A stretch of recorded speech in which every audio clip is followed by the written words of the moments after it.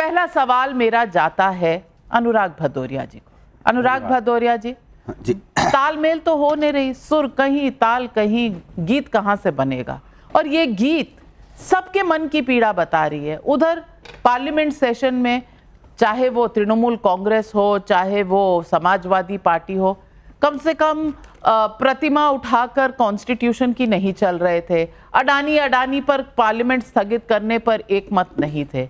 मैं पूछना चाहती हूं, जिन्होंने बाईपोल्स में एक टिकट भी नहीं दी कांग्रेस पार्टी को, क्या आज कांग्रेस का भार महसूस कर रहे हैं? क्या इंडिया गठबंधन उठा पा रहा है कांग्रेस का भार? देखिए, इंडिया गठबंधन एक है, कहीं कोई किसी को शक नहीं होनी चाहिए। सब मजबूत पार्टियां हैं और सब अपने अपने दलों के मजबूत नेता हैं। अपनी बात कहने का अधिकार है सबको। कोई अपनी बात कहता है, दूसरे बात सुनते हैं, किसी को सजेशन देना होता है देते हैं। मजबूर तो यहाँ कोई है नहीं। जब मजबूत दलों का गठबंधन होगा तो देश भी मजबूत बनेगा। देश को मजबूत अगर बनाना है तो इंडिया गठबंधन जैसे मजबूत दलों का अगर नेतृत्व इंडिया देश को मिलेगा तो शायद देश आगे निकले। और मैं एक बात तो जरूर कहूँगा कि जो रीजनल पार्टियाँ हैं वो ये सच है कि कांग्रेस को रोकने में कामयाब अपने अपने जहाँ भी प्रदेश है वहाँ कांग्रेस को रोक रही हैं, क्योंकि उत्तर प्रदेश में समाजवादी पार्टी मजबूत है और सभी जानते हैं आज हम देश की तीसरी नंबर की पार्टी हैं, क्योंकि वहाँ पे एक मजबूत श्री अखिलेश यादव जी एक नेता हैं जो देश में भी, इंडिया गठबंधन में भी और देश में भी लोग उनको अपना एक मजबूत नेता मानते हैं। इसी तरह अब दूसरे प्रदेशों में चले जाइए तो ममता जी हैं, इधर कांग्रेस में इनके राहुल जी हैं, उधर आप आदमी पार्टी जाओगे तो केजरीवाल जी हैं। तो इंडिया गठबंधन में मजबूत नेताओं का गठबंधन है ना। यहाँ तो कई नेता हैं और लोकतंत्र है हमारी पार्टी के। इंडिया गठबंधन के अंदर एक लोकतंत्र है, अपनी बात कहने का अधिकार। लोकतंत्र में यही तो है, संविधान और लोकतंत्र का देश तो अगर केजरीवाल जी को राष्ट्र विरोधी कहा जाए ये लोकतंत्र है? देखिए, जिन्होंने राष्ट्र विरोधी बोला ये गलत बात है। किसी को आप राष्ट्र विरोधी नहीं बोल सकते। हाँ ठीक है, बोलने के बाद ऐसा भी नहीं हुआ कि आप देखिए आपस में बातें हुई तो कहीं ना कहीं कुछ, चूंकि इंडिया गठबंधन में जब नेताओं से बातचीत होती होगी तो जाहिर सी बात है अब उसके बाद कोई बात नहीं आई, क्योंकि किसी ने बोला तो इसका मतलब ये नहीं कि किसी ने बोल दिया तो उसको एक बहुत बड़ी बात बना के भारतीय जनता पार्टी अपने सारे मुद्दे नहीं, भारतीय जनता पार्टी के लिए ये ज्यादा बड़ी बात हो जाती है। वो हमारी इंडिया गठबंधन के अंदर की बात है, आपस में बैठेंगे, समस्या का समाधान होगा। लेकिन भारतीय जनता पार्टी ये देखती रहती है जनता से जनता एक तरफ चली गई, जिन्होंने जनता ने उनको चुना था उससे कोई मतलब नहीं है। वो देखते रहते हैं इंडिया गठबंधन में क्या हो रहा है।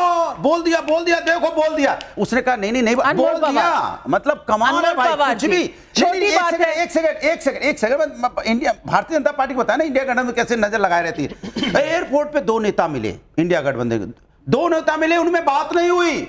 नहीं, बात हुई थी, चाय पी दोनों नेताओं ने बैठ के चाय पी, लेकिन आई कांटेक्ट नहीं हुआ। ये न्यूज बन रही, आई कांटेक्ट। भाई आई कांटेक्ट हुआ, चाय तो पी, लेकिन समोसा नहीं था उसमें, समोसा नहीं खाया लोगों ने। ये बीजेपी की आदत हो गई इंडिया गठबंधन के बारे में बात करने की, उनके घरों में झांकने की। ये नहीं आप जनता के घरों में झांको जिनके तकलीफों से गुजर रहे हैं, जनता महंगाई बेरोजगारी से परेशान है, उसकी बात करो ना। उनसे पूछती हूँ, लेकिन मैं अनमोल पवार जी आपसे पूछना चाहती हूँ। छोटी बात है, फर्जीवाल, राष्ट्र विरोधी और क्या उल्टे फैसले करने वाला, ये सब बोल के कोई निकल जाए? क्या बातचीत हो गई है कि सब ठीक है, जो कहा सुना माफ, हम इंडिया गठबंधन में एक साथ हैं? क्या आम आदमी पार्टी ये समझ रही है या ये समझ रही है कि कहीं भी बिना जीते, आप कांग्रेस पार्टी को देख लीजिए, लोकसभा चुनाव में अभी भी डबल डिजिट में ही है ना, 3 डिजिट में तो नहीं गए। उसके बाद जम्मू कश्मीर में जो उनके रिजल्ट रहे, हरियाणा जीता हुआ चुनाव हार गए, महाराष्ट्र में जो उनके हालात हैं, झारखंड में उनके हालात हैं। क्या Congress party reality on the ground को नहीं फेस कर रही और बस इंडिया गठबंधन का चौड़ा बनकर हम लीडरशिप करेंगे ये टेकन फॉर ग्रांटेड कर रही है?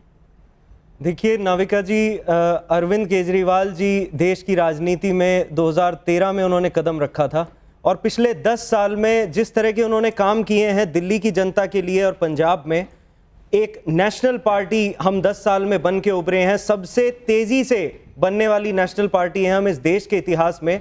उसके शीर्ष नेता को आप एंटी नेशनल बोलते हैं, आप फर्जीवाल बोलते हैं। इस तरह की शब्दावली का प्रयोग बिल्कुल नहीं होना चाहिए, हम इसे बिल्कुल भी बर्दाश्त नहीं करेंगे।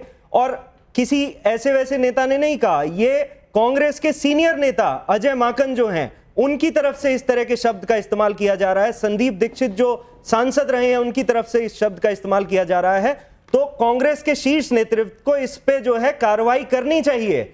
यह गलती भाजपा ने भी दोहराई थी। 2015 में अरविंद केजरीवाल जी को इन्होंने नक्सलवादी कहा था, दिल्ली की जनता ने हमें 67 सीट दी।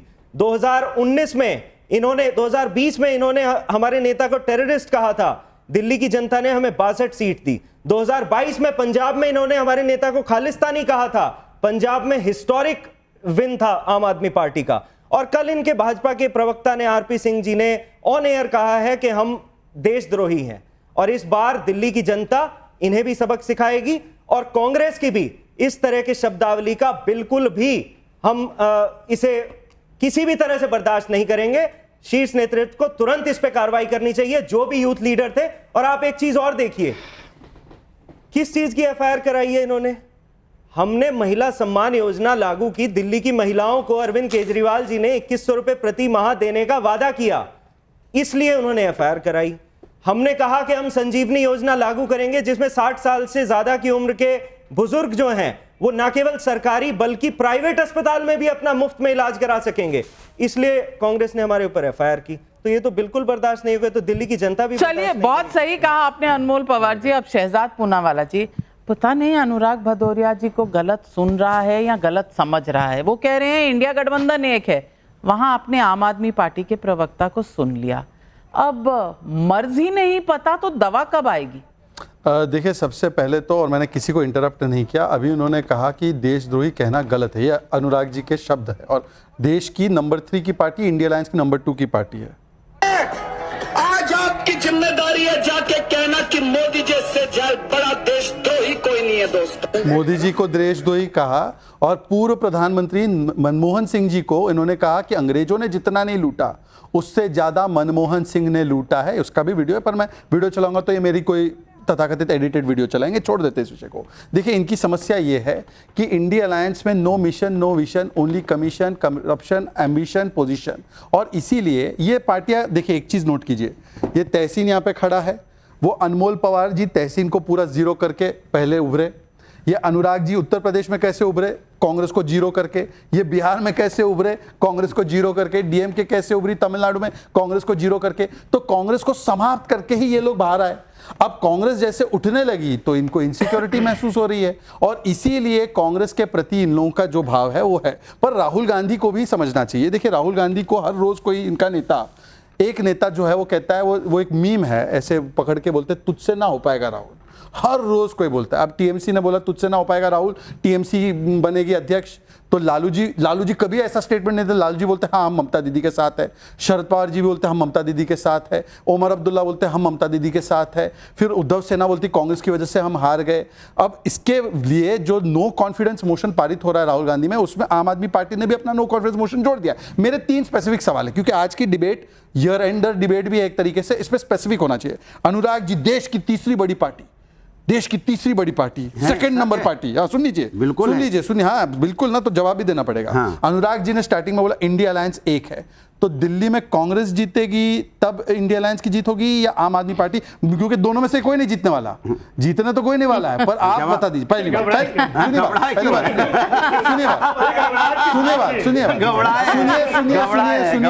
शहजाद पूनावाला जी, पहले आप बीजेपी के नंबर देख लीजिए, फिर बाकियों को कहिएगा। सुनिए, कोई समस्या नहीं है, लोकसभा तो हम ही जीते दोनों के साथ आने के बाद भी, 7 में से 7 सीट जीते ना। क्या बोला था? जेल का बदला वोट से। अब दूसरा सवाल, अरे सुन लीजिए पूरी तरह। दूसरा सवाल, मैंने आपके बीच में नहीं टोका था, टोकने की आदत पूरी है। अच्छा, पहले सवाल सुनिए, हार मान लिया आपने। सुनिए, हाँ आप इसी में देख लीजिए, हार जीत सब इसी में देख लीजिए। दूसरी बात मैं कह रहा हूं कि आज जिस प्रकार से आम आदमी पार्टी का ऑन रिकॉर्ड है, 24 घंटे में, 24 घंटे तो हो गए जब से धमकी दी है, अगर अजय माकन को नहीं निकाला तो हम कांग्रेस को इंडिया अलायंस से निकालेंगे। समाजवादी पार्टी समर्थन करती है कि नहीं? आरजेडी समर्थन करती है। और तीसरी बात, क्या जो अभी लास्ट में स्टेटमेंट है कि जो बी टीम है कांग्रेस बीजेपी की, ये आम आदमी पार्टी ने कहा है कि हमारे से पैसे लेकर चुनाव लड़ रहे हैं, क्या समाजवादी पार्टी इसको एक्सेप्ट करती है? आरजेडी एक्सेप्ट करती है कि कांग्रेस बी टीम है? इन तीनों का स्पेसिफिक जवाब आना चाहिए।